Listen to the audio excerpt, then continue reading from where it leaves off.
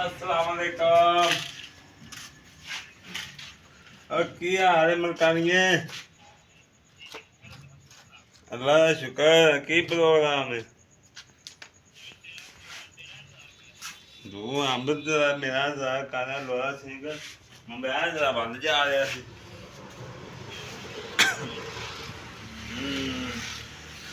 चलो अल्लाह खैर करे। चलो मैं भी इंशाल्लाह तू वेला होके आ रहा तेन कुछ काम के माल दे के ना।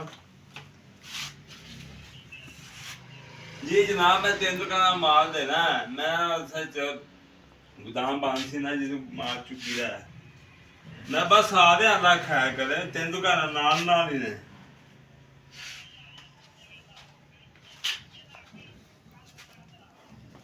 किधर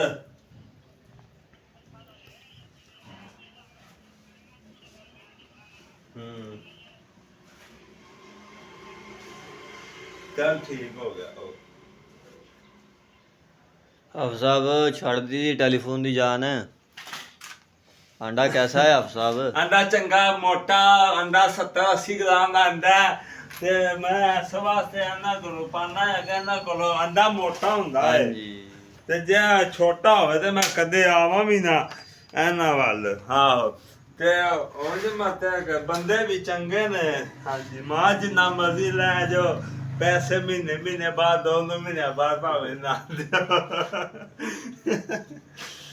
यार इदा ना कर पैसे नगद ने।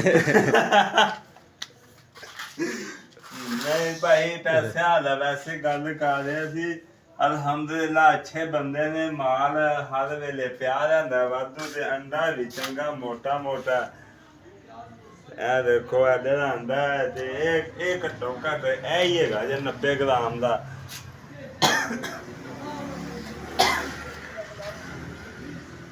चल लोड करके चेक करा आम नूं कहना मोटरसाइकिल लोड कंज करीदा अंडा। हाँ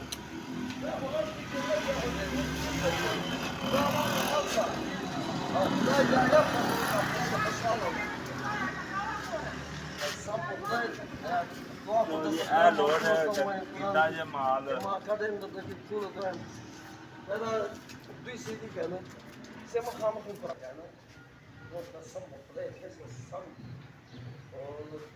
صافي يا خير يا اخبار وصفك الفار ده جنب اليمن اليمن هذا نور نور लिया लिया चबड़ा ना मारी जा।